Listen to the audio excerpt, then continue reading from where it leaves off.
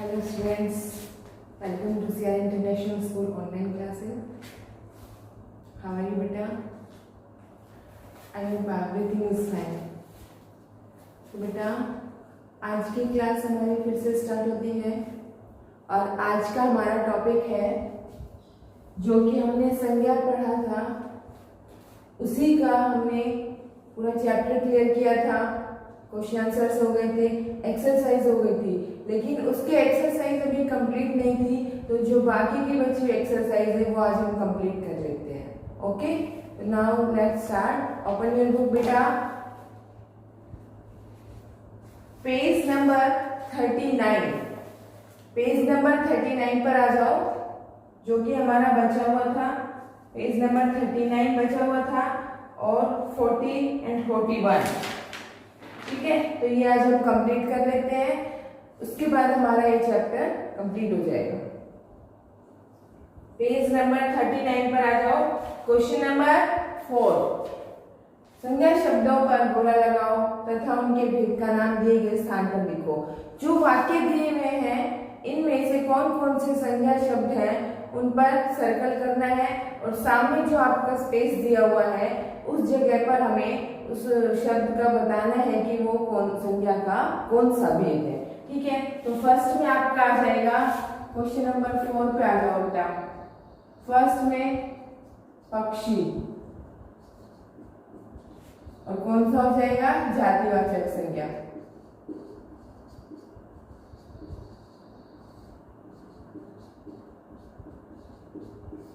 ये साथ साथ करना है बेटा, सिर्फ देखना नहीं है, इसको साथ साथ करते चले जाओ। सेकेंड, भारत और निवासी। भारत हो जाएगा व्यक्तिवाचक संज्ञा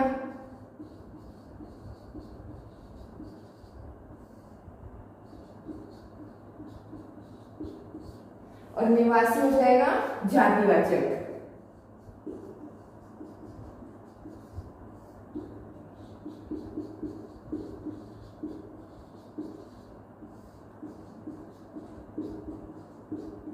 ठीक है, थर्ड पे आ जाओ। पुस्तक, पुस्तक हो जाएगा जातिवाचक संज्ञा।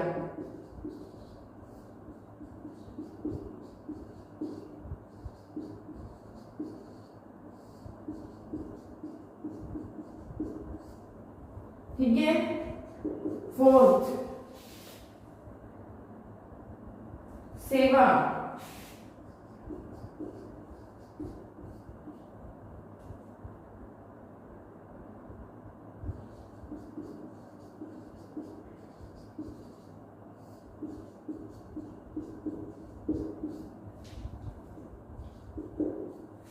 फिफ्थ, विद्यालय जातिवाचक।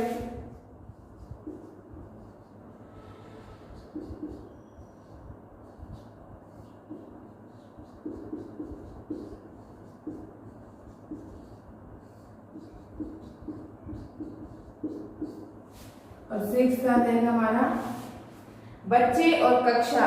बच्चे और कक्षा, तो बच्चे क्या हो जाएगा जातिवाचक और कक्षा क्या होगा जातिवाचक। बच्चे और कक्षा का प्रॉपर हमें नाम नहीं बताया हुआ होता, जहां पर वो क्या होता है जातिवाचक संज्ञा। तो यहाँ पर हमें नहीं पता कौन से बच्चे या कौन सी कक्षा, तो यहाँ पर ये इसकी पूरी जाति का बोध करा रहा है, तो ये हो जाएगा हमारा जातिवाचक संज्ञा।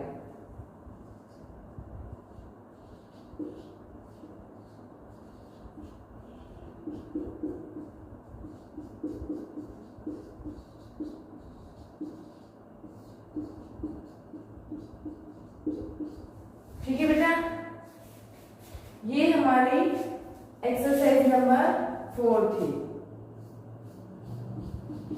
अब हम चलते हैं 5th की ओर। इसमें क्या है, गद्यांश संज्ञा शब्द चुनो तथा भेद का नाम लिखो। ये 2-3 पंक्तियां दी हुई हैं, इनको पढ़ना है, और इनको पढ़कर क्या करना है, इनमें कौन कौन से संज्ञा शब्द हैं वो हमें नीचे देखो, एक तरफ शब्द दिए हुए हैं, एक तरफ भेद लिखा हुआ है, एक तरफ शब्द का स्पेस छोड़ा हुआ है, एक तरफ भेद का।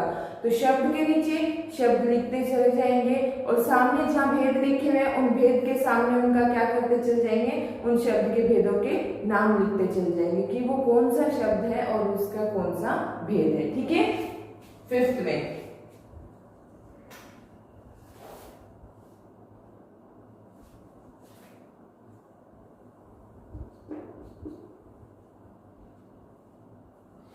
देखो, इधर मैं डाल देती हूँ शब्द और इधर आ जाते हैं। चलो हम फिफ्थ वाले पे, फिफ्थ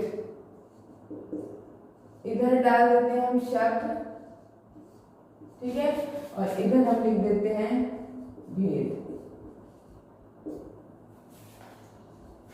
शब्द देखो पृथ्वी, ठीक है, पृथ्वी हो जाएगा व्यक्तिवाचक संज्ञा।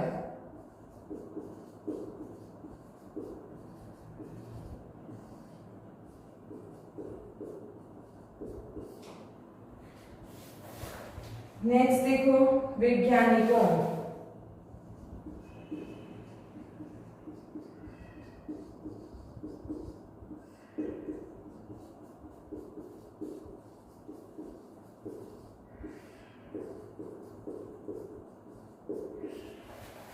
नेक्स्ट मंगल,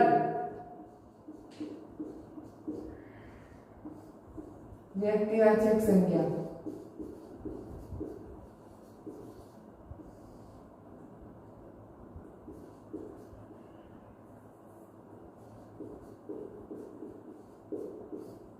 ठीक है, मिट्टी,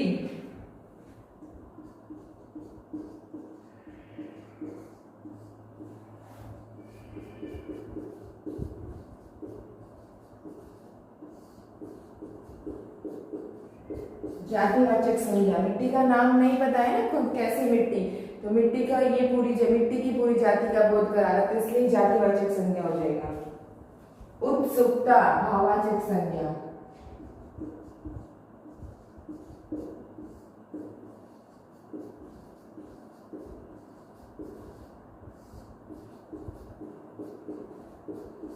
ठीक है, नेक्स्ट है हमारा ग्रह, जो कि प्लैनेट्स होते हैं।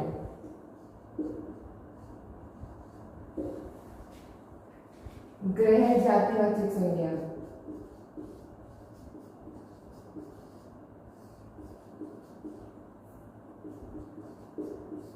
ठीक है, अब इसमें ग्रह का नहीं बताया हुआ ना नाम लेकर कि कौन सा ग्रह है, तो पूरी ग्रह जाति का बोध हो रहा, तो ये हो जाएगा हमारा जातिवाचक संज्ञा। उसके बाद सृष्टि,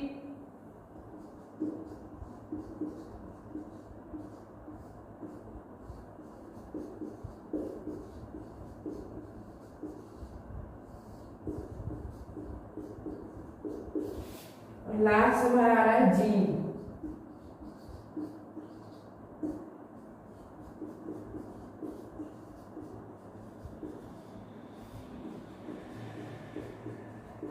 जातिवाचक संज्ञा। तो ये था हमारा फिफ्थ क्वेश्चन, ठीक है, जो कि हमें बताना था कि कौन सा शब्द है और कौन सा भेद है, उस शब्द का भेद क्या है। तो ये सारे जो हो जाएंगे, ये इधर शब्द लिखे गए, इधर भेद, इनको ध्यान से फिल करना बेटा, ठीक है। नेक्स्ट आते हैं हम सिक्स क्वेश्चन पर। देखो,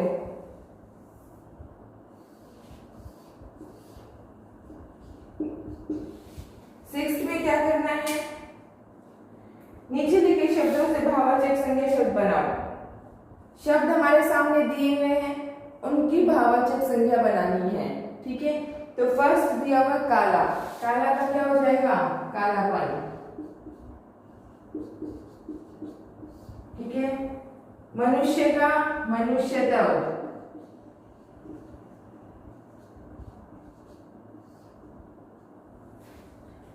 स्वत्व,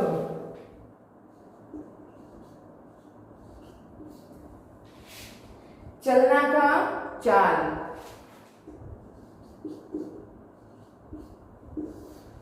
दूसरे साइड पे देखो पराया दिया हुआ है, परायापन,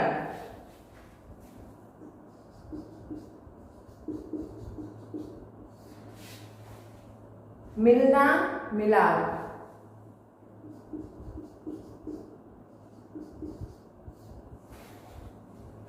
नेक्स्ट है नशा, नशीला और मीठा का मिठास।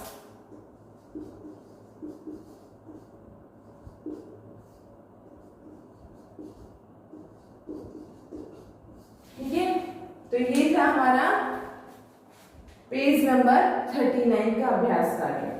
ठीक है, इसको अच्छे से फिल कर लेना बेटा। अब हम आते हैं पेज नंबर 40 पर। 40 पर देखो, मैं साथ साथ बोलती जाऊंगी, आप इसको साथ साथ टिक करते जाना।